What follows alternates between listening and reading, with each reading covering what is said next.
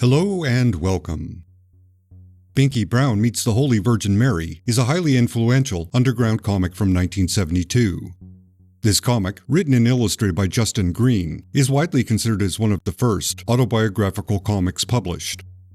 It not only influenced Robert Crumb to focus on more personal stories, but Art Spiegelman has stated that his graphic novel, Mouse, was inspired by that specific comic. The same year Binky Brown was published, Green contributed to a comic called Funny Aminals. This is where Mouse appeared for the first time.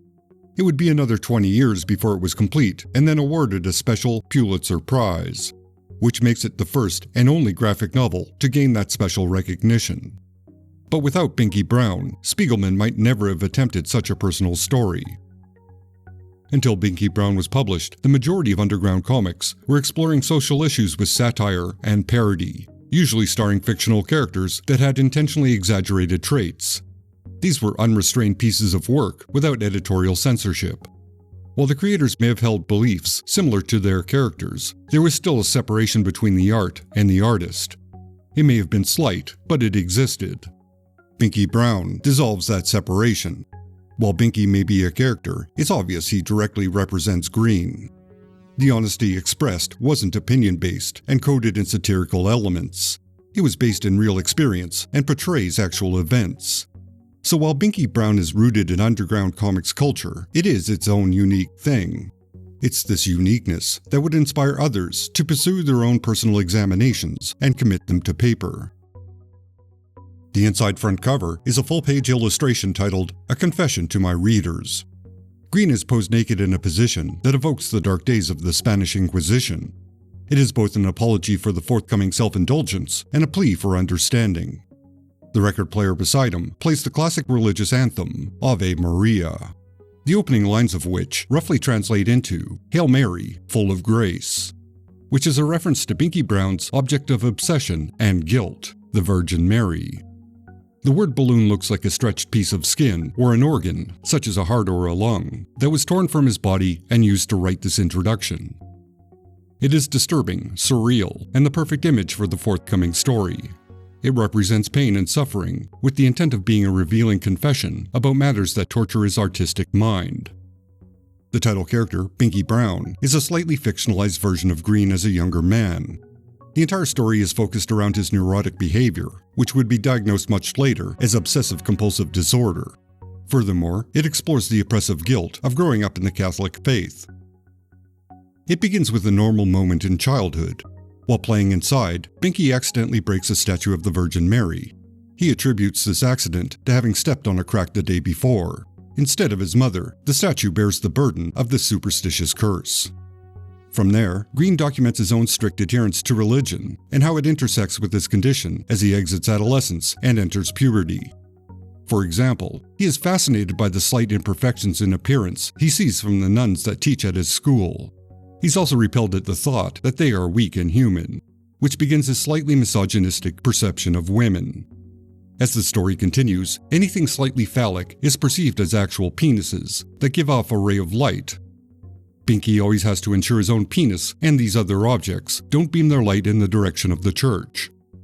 Additionally, when his mind wanders to thoughts of girls, Binky internally recites the nonsensical word, noyatin, as a way of suppressing these guilty, sinful thoughts. His entire life is ensuring he doesn't offend the God he believes in. In 1958, after years of trying to maintain a strict religious devotion, Binky gives up on the Catholic faith. But it's not until 1971 that Binky has a violent epiphany where he finally comes to terms with his former beliefs and the icon that personified all the guilt he maintained. Other than the influence Binky Brown had on other underground artists, it's an important document of a time when mental health was not a topic of discussion. If it were not a first-person account, it could be seen as insensitive, since some episodes are surreal and seem exaggerated for humorous effect.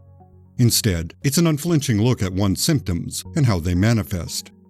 It is a confessional, but it's also an attempt to understand and communicate the challenges of living with an undiagnosed condition.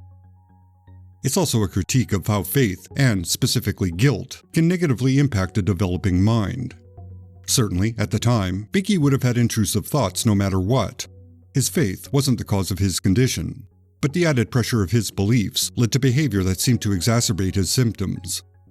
In a manner of speaking, Dogma played on his fears that everything he does is an offense to someone.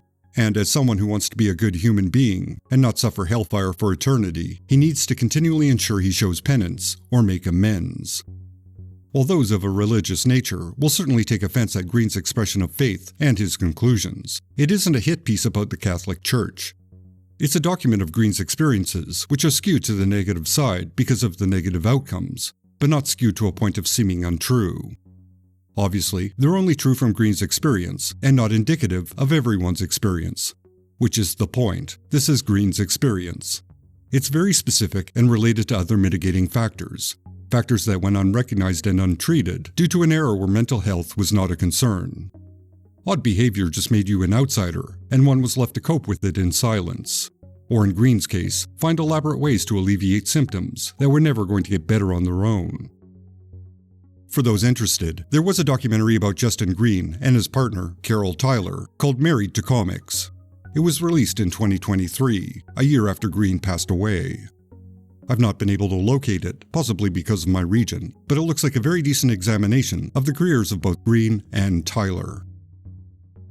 In the end, through Binky's story, Green sheds the light on the complexities of living with OCD and the impact of religious guilt on mental health. Its influence is not difficult to gauge, and can be seen in the work of other, more well-known talent, whose own work would inspire another generation of autobiographical cartoonists. There's a noticeable through line from Binky Brown to American Splendor and Weirdo, to Peep Show and Dirty Plot, to Mouse and Persepolis, right to modern times with its Lonely at the Center of the Earth.